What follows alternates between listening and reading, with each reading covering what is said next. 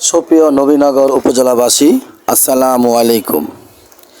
আপনারা নিশ্চয়ই অবগত আছেন, নবীনগর থেকে প্রতিদিন ব্রাহ্মণবাড়িয়া কাউতুলি ঘাট ছেড়ে স্পিডবোট দীর্ঘদিন বন্ধ থাকার কারণে, যাত্রী না হওয়ার কারণে স্পিডবোট বন্ধ ছিল। এখন নতুন করে আবার চালু হয়েছে। যারা ব্রাহ্মণবাড়িয়া স্পিডবোটে যেতে চান, আজই চলে আসুন নবীনগর স্পিডবোট ঘাটে। যারা সময় অপচয় না করতে চান, তাহলে আজই চলে আসুন নবীনগর স্পিডবোট ঘাটে। 30 মিনিটে বা 35 মিনিটে আপনাকে নিয়ে যাবে নবীনগর থেকে ব্রাহ্মণবাড়িয়া কাউতুলি ঘাটে।